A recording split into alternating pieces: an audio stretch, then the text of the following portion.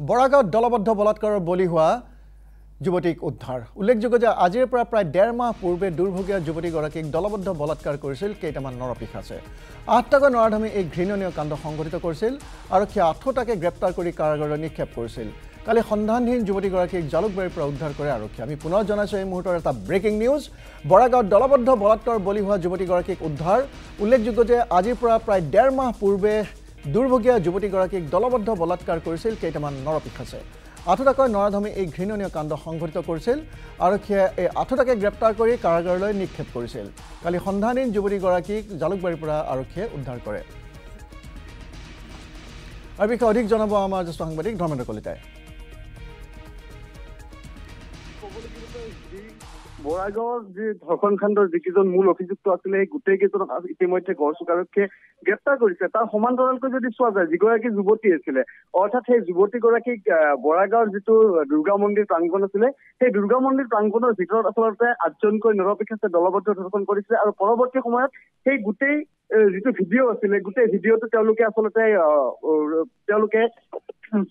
গোটেই মোবাইলে ভাইৰেল হৈ পৰিছে আৰু পৰৱৰ্তী সময়ত যেতিয়া বৰাগাঁও ৰাইজে দেখা পাইছিলে গোটেই ভিডিঅ'টো আৰক্ষীৰ লগত অৱগত কৰিছিলে আৰু আৰক্ষীক অৱগত কৰাৰ পিছত কিন্তু গোটেইকেইজন অৰ্থাৎ 8জনকৈ যিকেইজন যুৱক আছিলে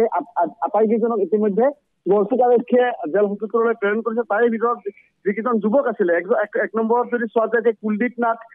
বিজয় ৰাভা পিংকু দাস গগন দাস আৰু সৌৰভ বড়ো মৃণাল ৰাভা দীপাংকৰ মুখিয়া এই 7জন আৰু এজন আছিলে আৰু গোটেই 8জনৰ ভিতৰত 2জনক ইতিমধ্যে যি তেওঁলোকে ৰাজসাক্ষী কৰিছিলে আৰু পৰৱৰ্তী সময়ত এই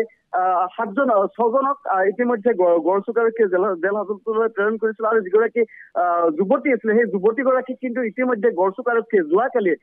জালুকবাৰীৰ এটা গোপন স্থানৰ পৰা যুৱতীগৰাকীক তেওঁলোকে আচলতে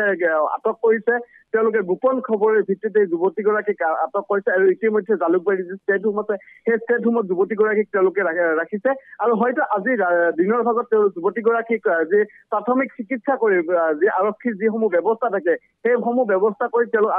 আৰক্ষীয়ে ইতিমধ্যে যুৱতীগৰাকীক হয়তো তেওঁলোকে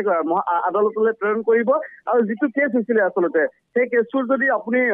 চোৱা যায় তেতিয়াহ'লে যি ভাৰতীয় ন্যায় সংহিতাৰ যি ধৰণৰ 412/24 আণ্ডাৰ ছেকশ্যন 60-70 বিএনএছৰ আণ্ডাৰত আচলতে গোটেই ঘটনাটো তেওঁলোকে ৰেজিষ্টাৰ কৰিছিলে আৰু পৰৱৰ্তী সময়ত আজি যুৱতীগৰাকীক ইতিমধ্যে তেওঁলোকে হয়তো মহামান্য আদালতত তেওঁলোকক হাজিৰ কৰিব আৰু এটা কথা ক'ব লাগিব এই যুৱতীগৰাকী যিগতে যুৱতী আছিলে দলবদ্ধ আক্ৰমণৰ বলি হৈছিলে আৰু সেই যুৱতীগৰাকীক লৈ গোটেই সৰ্বত্ৰে অসমত চৰ্চা হৈছিলে আৰু সেই যুৱতীগৰাকী ইতিমধ্যে আমি তেওঁৰ নাম প্ৰকাশ কৰিব নোৱাৰো যুৱতীগৰাকী বয়স প্ৰকাশ কৰিব নোৱাৰো কিন্তু যুৱতীগৰাকী নলবাৰীৰ মুছলিম সম্প্ৰদায়ৰ যুৱতী বুলি আমি ইতিমধ্যে জানিব পাৰিছো আৰু পৰৱৰ্তী সময়ত গোটেই ঘটনাটো কি হৈছিলে গোটেই তদন্তৰ পিছত আচলতে পোহৰলৈ আহিব যিগৰাকী যুৱতীক কথা কৈছে যে 8জনকৈ দলবদ্ধ যুৱকৰ তেওঁলোকে আচলতে কামনাৰ বলি হৈছিলে যুৱতীগৰাকী আৰু সকলোৰে মোবাইলে গোটেই ভিডিঅ'টো ইতিমধ্যে ভাইৰেল হৈ পৰিছিলে আৰু এতিয়া আটাইকেইজনক ইতিমধ্যে গড়চুক আৰক্ষীয়ে যদি চোৱা যায় তেতিয়াহ'লে জেল হাজতলৈ প্ৰেৰণ কৰি যুৱতীগৰাকীক ইতিমধ্যে তেওঁলোকে চিনাক্ত কৰিছে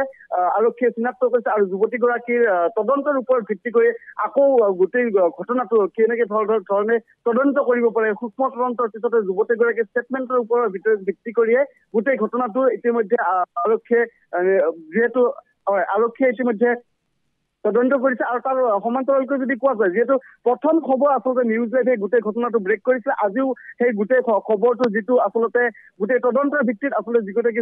ভুক্তভোগী যুৱতীগৰাকীক আৰক্ষীয়ে বিচাৰি উলিয়াবলৈ সক্ষম হৈছে বন্দীপ ধন্যবাদ জনাইছো ধৰ্মেন্দ্ৰ কলিতা